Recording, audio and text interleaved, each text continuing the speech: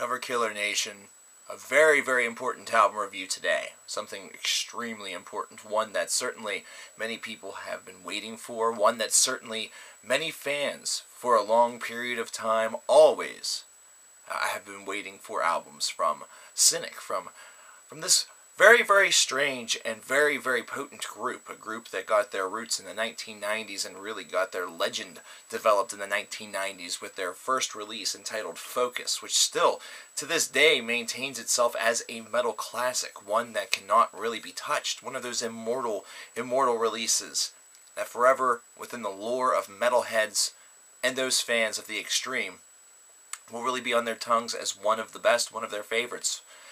This was an album that was able to blend a lot of jazz fusion into a death metal style. It was really something that took progressive slash space, rock slash metal into new territories, and really was, along with Atheists, starting a real movement.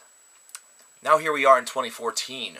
21 years after the release of Focus in 1993, and we have Kindly Bent to Free Us, which is a strange title for an album that many people may see as strange. Many people may see as foreign or alien, something that perhaps they weren't expecting.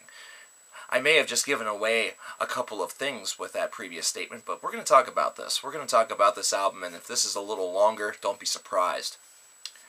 This is a band in Cynic that has really always kind of done what they can to push the envelope a little bit. They have a very organic process to them, and what's kind of strange about this is that after Focus, we didn't hear very much from Cynic for the better part of almost 2 decades. It was not until the 2000s where we saw their next material really come to be, and whenever that happened, it was definitely cause for a great deal of celebration.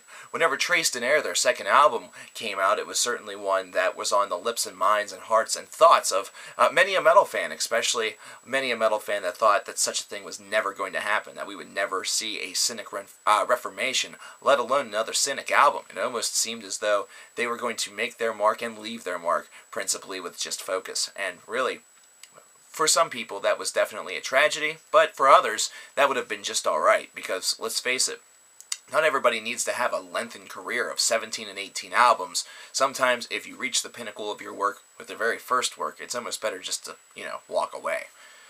However, with this album, with Kindly Bent to Free Us, their official third full-length, there have been EPs and other material that has been released that has been scattered within there, we definitely see a transition of sorts for Cynic. Cynic has always been this group that has had a lot of talent and a lot of capability in their hands, and the ability to blend some jazz fusion with some progressive stylings, with some space rock, and with even some things that could be considered a little bit more alternative in tastes or texts, certainly gives them a broad appeal. It gives them a broad range. They're a band that's just weird enough that the conventional fan of either rock or metal may listen to it and be a little bit kind of tricked up, either that or a little bit weirded out. But at the same time, they're also a band that has such an appeal and has such a really rich and powerful sound to them that those people who are a little bit wigged, after the more that they listen to it, they're actually going to kind of come around and find out that Cynic really is really worth the legendary talk.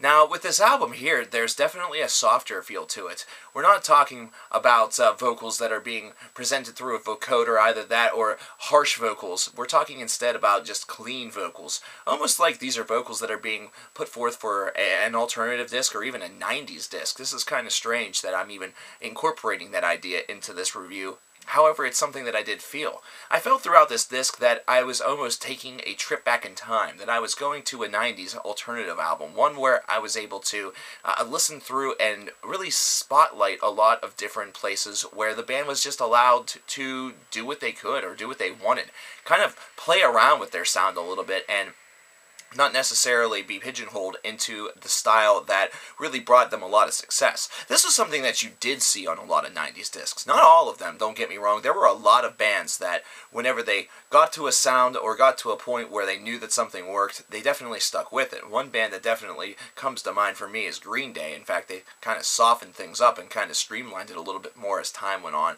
However, with a lot of other bands, the Tragically Hip being a good example, I'm also thinking even of bands such as Bush, where they were able to go into the studio and toy with their sound a little bit and really just do some weird and strange things that you wouldn't necessarily think that a band that was selling as well as a Bush was doing, or Tragically Hip in Canada, would be really able to do. They wouldn't have that capability, but instead their appeal was one that was based around their experimentation.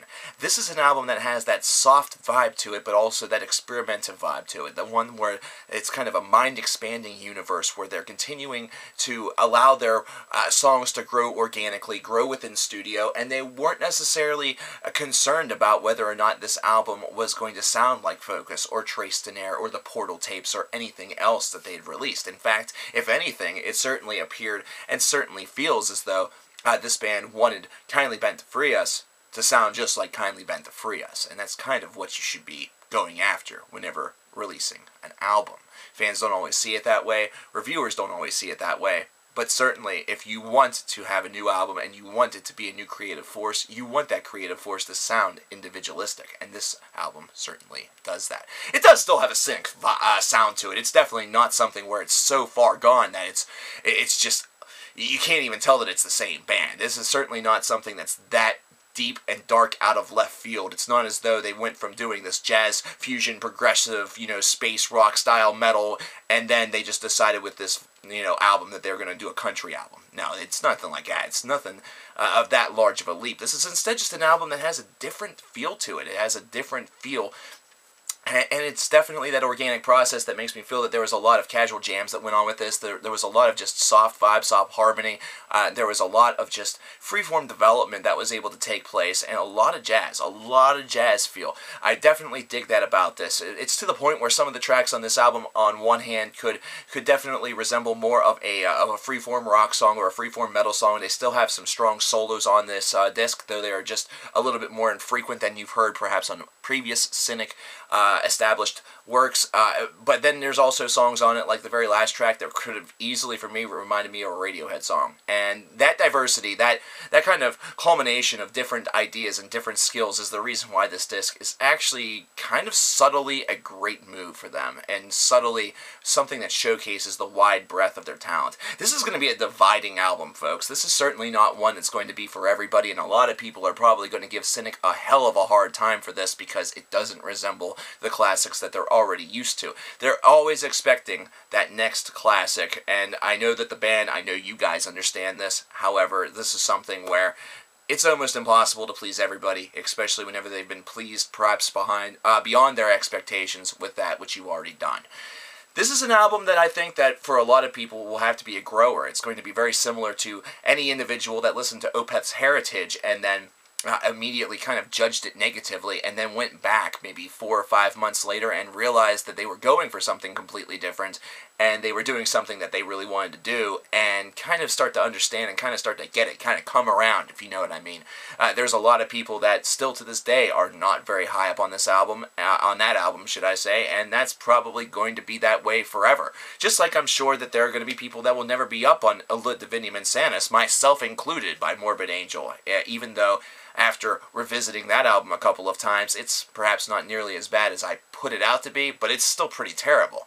This is certainly one where the dividing line is going to be fierce. This is going to be a very, very large battle that is going to be taking place regarding this disc, and I don't really see why there should be that much of a battle. This isn't that far from their sound. It's a softer sound. It's something that, like I said, has more roots really in the jazz movement and kind of an alternative jazz thing. And let me tell you, if you want to go with alternative jazz and you want to kind of go that route and kind of invent your own new little subgenre or sub-movement, go right ahead, because alternative jazz sounds like a hell of an idea. The vocals on this album can be a little bit perplexing at times, and the clean voice is perhaps the reason why a lot of people will probably be a little bit more scatterbrained and a little bit more highly critical to this in a negative way. This is definitely one that blends a little bit of Thom Yorke from Radiohead. I hear a little bit of Chino Moreno from the Deftones in this, which probably is an extreme departure from one another, but you combine that together and you get something that doesn't necessarily have a perfect pitch to it, but at the same time it has just enough imperfection where it's not that bad. It's not as though we're getting a new, unique and totally amazing voice in heavy metal with this. It's almost one that's trying to take a softer approach to perhaps a little bit of post-metal, only with more of a jazz vibe to it, or a little bit more of a progressive vibe to it. And really, whenever you look at this, whenever you examine this album from head to toe, this is truly what a progressive album is all about, purely. And that this is definitely one that would classify within that range, and that's the reason why it is a part of that genre. So you really can't argue the fact that there is progression written all over this disc. The music in the background is still beautiful. I mean, this is something that I can never complain about with these guys, simply because they are just tremendous musicians. This is a trio of individuals now. That wasn't the way before, but let me tell you, it's kind of amazing whenever you see that three individuals are able to make some really rich sonic textures, and that's really what you have lining this album from inception to completion. This is certainly one that has that written all over it. The softer moments are definitely going to confuse some, but if you listen to the Alex Skolnick trio, for example, where it really is a very jazz-driven idea, even with taking, classic tracks such as Goodbye to Romance and transitioning them into more of a jazz-oriented, and truthfully jazz-oriented, not just a fusion or just kind of a weakened idea of what jazz is, but really going full jazz on it, then you can kind of understand where this side of Cynic's music really comes from, how it develops, and why it sounds the way that it does, because there's definitely a combination and definitely a similarity between this album from Cynic and Alex Skolnick Trio's work, though most of it happens to be instrumental. Overall, this album, like I said, is going to be a very big dividing line for a lot of people. I myself don't find myself to be in that situation as much. I do enjoy this album. It's not one that has really kind of set my world on fire. That's something that could certainly change as more listens take place throughout the course of this year. But as of right now, I find it to be basically an average to slightly above average album. Simply put, it is unique, and I do enjoy the fact that they have gone outside the box and they have decided to try something different. But at the same time, I also feel that this album at some points loses legs and loses them very quickly. This is not one that's able to gallop at the same pace or accelerate its own pace, do everything that it needs to do in order to really keep a listener engaged, unless you really have, as strange as this is going to sound, a heightened focus for music like this. You really have to kind of enjoy something that has a little bit of a softer, even a more jazzy idea to it, in order to really feel as though you can get through this album with ease. And sometimes ease is certainly something that you need in order to have a killer album. But that said, 77 out of 100 seems really fair for this. This is not a disc that is a slouch by any means. I'm not on the side that I think this album completely and totally blows, because, let's face it, I'm a fan of progressive music, I'm a fan of jazz music, I'm a fan of Cynic, I'm a fan of just about everything that this album has in store for me. But be that as it may, I still do have to be critical, and I still do have to be fair. And I think that that's probably about as fair as it's going to get, because this is an album that really doesn't have much memory to it. There's a couple of nice moments here and there. However, at the same time, it's not something that lasts in your mind. It's not something that I'm going to be remembering 7 hours from now whenever I'm in a completely different location. Holy shit, I need to get back home and listen to that one Cynic track again. Unfortunately, that's not the case with this album.